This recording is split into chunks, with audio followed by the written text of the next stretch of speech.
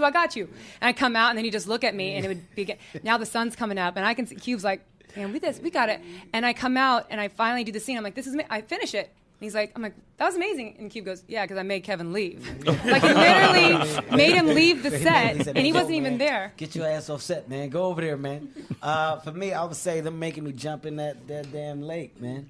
That dirty lake. That dirty lake. Hepatitis C in your mouth right now. Tim and them made it seem like we needed this shot, and they're like, look, we're going to put you in a wetsuit, so you'll be fine. Just get in the lake, and we just want you to go under and come up. But we can get this while we're here. But it's such a great background. And we do all this stuff. I get seaweed and shit all in my ear and mouth. And then I watch the movie, when we finally get to see it. And there's like green screen behind it. Like they edited some stuff in. I'm like, you could have put me in a tank. Like, we didn't have to go.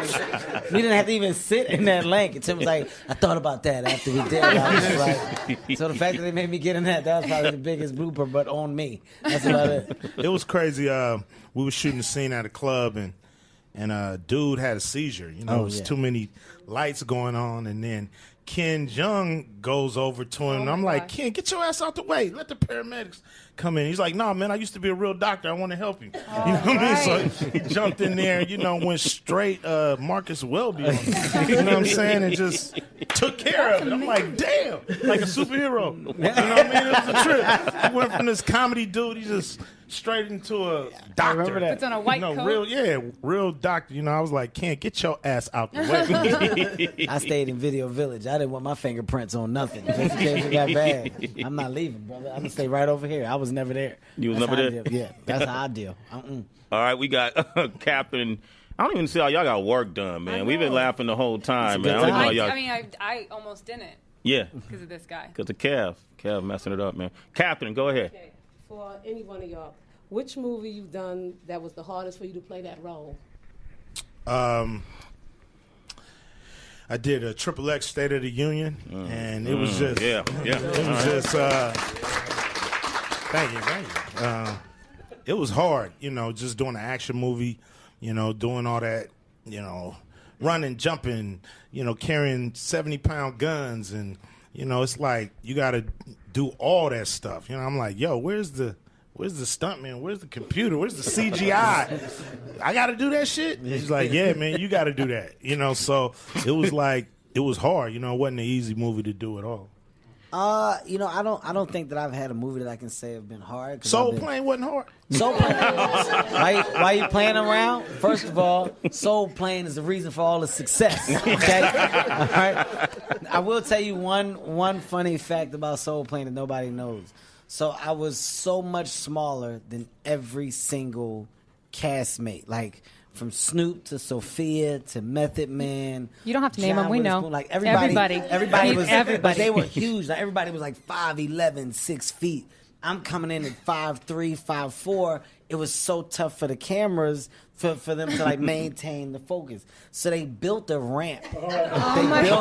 They built a ramp. So on every scene, it looks like I'm still walking straight, but I actually get taller. So by the time I hit the mark, I'm like right here in Snoop's face. Like, you're not gonna do that, man. And then like they would cut and then remove the ramp so my walk away could look like it was straight. But I had to walk up a ramp in 70% of Soul Plane. So for that, I'll say Soul Plane was the toughest movie because they gave me a fucking ramp. Yeah. Did you ever lose out on movies because you they want you, but just the height thing was going to be an issue? No, that's never happened. I've passed on great opportunities because of stupid reasons, and then the movies that ended up being amazing. Tropic Thunder. You remember Brandon T. Jackson's part of Tropic Thunder? Oh, yeah. Well, there was one scene in Tropic Thunder when I read the script. I was like, oh, man, there's no way in hell that I'm going to do that. No. So my manager was like, yo, you should go out, man. They just want you to read for No, this type of shit in there. No. Pass, man. Pass on it. I'm not going to do it. man, this movie come out, whatever that wasn't in the movie no more. And Brandon killed that part. I was like, that would have been a dope-ass part for my career. But old dumbass Kevin decided to be tough and not go through with it. That's the only one. Other than that, my height has never been an issue. I'm a sex symbol. Here's the thing. It's all about... Next question. Okay. There's the next well, question. Olivia, what was your hardest role you had to play? Well, I haven't had a lot of opportunities, but the hardest, I mean, I think when I shot X-Men this past summer, I worked out 6-7 hours a day and was learning sword and getting proficient in it, and taekwondo, and to the point where at the end I did all of my own fight scenes, and that was really hard, but it was more gratifying. But it wasn't, But I don't have like the massive amount of like work to be able to pull from. Just a small movie called X-Men. Yeah, I know. Right? But that's like only recently. Yeah, just a small movie. That's the reason why I picked that one, because I can't pick the other ones. I can't pick like Deliver Us from Evil. Did anybody see that one? Just a small No. movie cube. X-Men. X-Men. I'm doing my own fight scenes on. That's it. So tough. It's really tough being a superhero. All right, we got the cast of Ride Along 2. We're going to come back with more Sway in the Morning, Sirius XM. Sirius XM, Sway in the Morning. Heather B and I are here interviewing the cast of Ride Along 2. Ice Cube is here. Give it up for Ice Cube. Kevin Hart is here. Give it up for Kevin. Olivia Munn is here. Give it up for Yo, when we was just playing that song, man, I'm sitting there thinking, Cube and I known each other long enough where I don't really have to spaz out much, but I'll be secretly spazzing out still when I'm sitting there. You do that, Kev? I literally just told him, I said, your respect level goes up when you sit next to an individual and they just start to play your body of work. Yeah. I said, you don't realize, I forget how many hits this man has. I forget how much he's done in the music industry. So, just playing that song, you go, yo, this is one of the biggest songs of all time. It's a legendary song. So you look at him, I just laugh. I literally just laugh because at times it's just all you can do is just laugh. It's nothing else because some moments are so surreal. Cube is inducted into the Rock and Roll Hall of Fame, which is it's an amazing thing.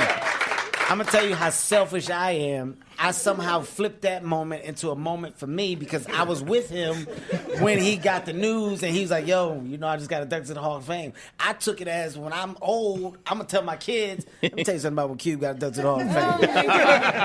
I'm one of the first people he told. I was with him. We was actually on a promo tour. Somehow it goes back to me, but that's why I laugh. Like, I'm low-key a part of these dope moments, and I've been around, and all I can do is just say I have amazing stories to tell my kids when they get to a certain age they can understand, because it's history, and you're sitting next to history right now. So I applaud this guy and respect him at the highest level at all times, man.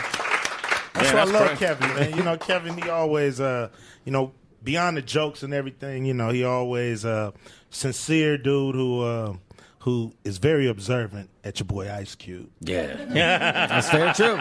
Very true, though. No, it's all love, and to be working with a dude like this, who's so professional and always funny and always has material. Yeah. It's just like, it's easy for me. It's like, it's easy to come to work. And I've worked with some comedians, man. And you got to find their ass. It's like, where the hell is I ain't gonna say no names, but go get him out the club. He's supposed to be at work. So never with Kevin. Kevin's always on time, always ready to go, always funny, always professional. You know what I mean? And always a good dude. So that's why we could do 9 ride-alongs, and I'm going to still come back and want to work with Kevin. That's what's up. That's for job security, boy. I'll say that comes from, they really love putting out a product that people want. It's not about them. It's like, that's when you see people that get really hyped up on their own thing, and they want this and that, and they want to show up when they show up, and they're not ready. They don't want to collaborate, but it's because they don't really care at the end of the day. They want the audience to love them, but they don't think that they have that much to do with the final product. But that's why, like, when they're there, like, Cube is focused, and he's helping to produce, and so is Kevin. He's funny, but then when you're like, okay, let's figure it out, work it out, that's just because they really they care about what they're doing, so they want the audience to, like, they don't want to give you guys something bad to watch. So like, that all comes from caring. Invested into the workload, man. And I love egos are checked at the door. Yeah. There are no egos. I don't care what level of success I get to in my career. I understand my position with Cube. I understand regardless of what I'm accomplishing, I'm coming in under my guy. The reason why I'm coming in under my guy is because it then gives my guy the vision of saying, hey, man, you know what? Kevin's going to be easy to work with. You know what? Kev's being a great example. I'm going to be a dope example. Anybody coming in and they come into this realm, they feed off of this positive energy. It's nothing but positivity because I say I respect this guy because of his craft, his workload that he's taking on, and the accomplishments that come with it.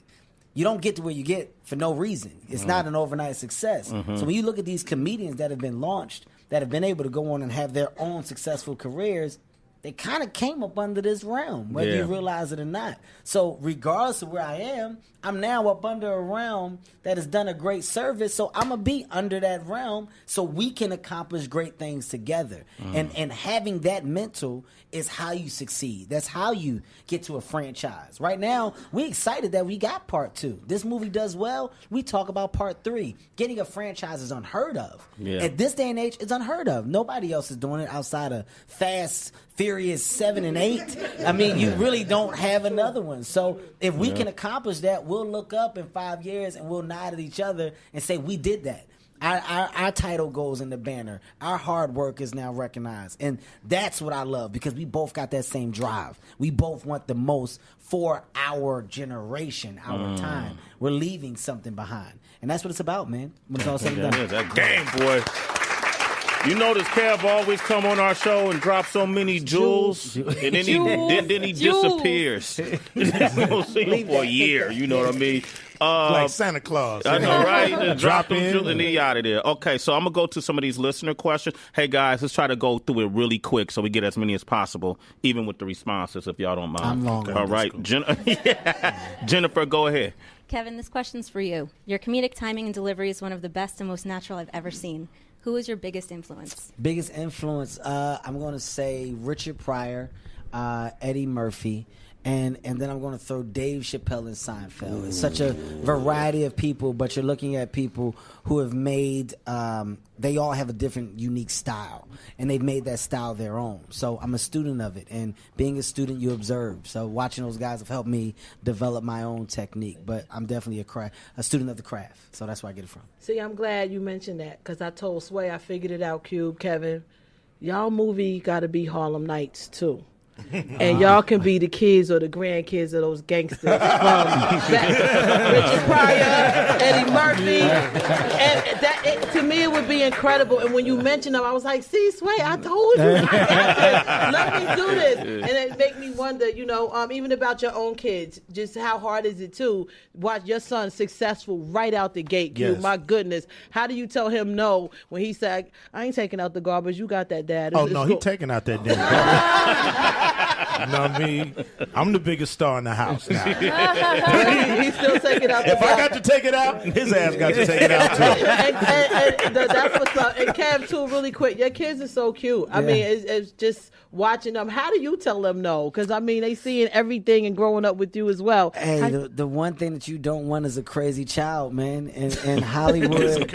One thing you don't want is a crazy child. Man, listen, Hollywood is the environment that breeds them. So as a parent, man, you have to really you have to make your child understand the difference from reality and fake reality. Hollywood and that entertainment industry gives you a false reality. In my household, where my kids are, it's a foundation that's built on hard work and return. You work hard, you get what you need. We don't just go out and go willy-nilly because of our position. We're blessed. And you make sure you talk to your kids and they understand that. Thanksgiving, we at a shelter. We giving out food. Christmas, we at the toy hub, and we're taking toys to underprivileged kids or families that are in need. Before we do anything, we help because we're blessed. So when it's in their mental at that young age, as they grow up with the same heart that I have. That's what's important to me. So as a parent, that's my job. Jules. And he's gonna leave. He's gonna leave soon. Ruby for you. He must be wrapping up soon. All right, Alvin, go ahead, man. This question's for Olivia. What did you find most difficult transitioning from a role like the newsroom into a comedy like Ride Along 2?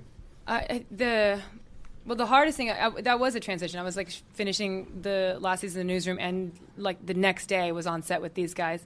I think it was we don't improv on Sorkin, and so we just stick right to the script, and there's a lot of serious people there. So, it actually, I think the hardest thing for me was, and I love these guys. I feel like they are family. I feel like I can call either one of them up, and it was such a weird thing for me when I look back, as I wanted to have fun. I was laughing.